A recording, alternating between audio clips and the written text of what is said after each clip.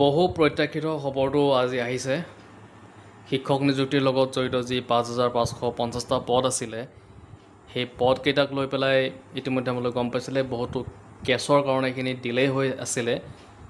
কিন্তু এতিয়া ভাল এটা খবৰ আহিছে, ৫,৫৫০টা পদৰ কাৰণে তেওঁলোকৰ মেৰিট লিষ্টবিলাক এতিয়া পাব্লিছ কৰা হ'ব আৰু সেইটো আজি আচলতে ৰাতি পাব্লিছ কৰা হ'ব। আপোনালোকে ১২মান বজাত এইখিনি পাই যাব। আৰু ইয়াতে আপোনালোকে যিখন নটিফিকেশ্যন দেখিছেই, গভৰ্ণমেণ্ট অফ আছামৰ ফালৰ পৰা আহিছে ১০/৯/২০২৫ অৰ্থাৎ আজিৰ তাৰিখত। আৰু ইয়াতে কৈছে যে আজি ৰাতি আপোনাৰ মিডনাইটত যিখিনি মেৰিট লিষ্ট, সেই মেৰিট লিষ্টখিনি ওলাব। ফাৰ্ষ্ট প্ৰভিজনেল মেৰিট লিষ্ট ওলাব, এইটো ফাইনেল নহয়। আৰু যিকোনো প্ৰকাৰে যদি ইয়াতে মিছমেটছ হয় বা তেনেকুৱা ধৰণৰ হয়, তেতিয়াহ'লে আপোনাৰ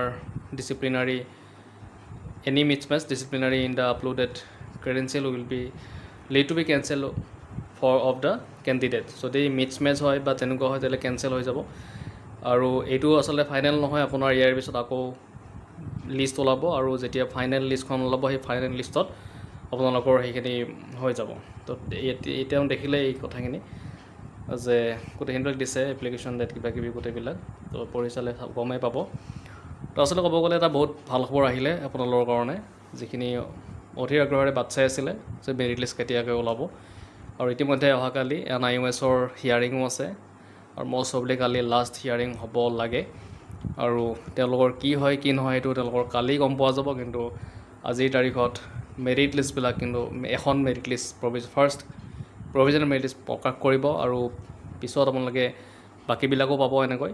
আৰু পাই পিনে যেতিয়া ফাইনেলখনত আপোনাৰ নাম থাকিব, তেতিয়া আপুনি মানে সেইটো হেৰি হ'ব আৰু চাকৰিটো পাব তেতিয়া।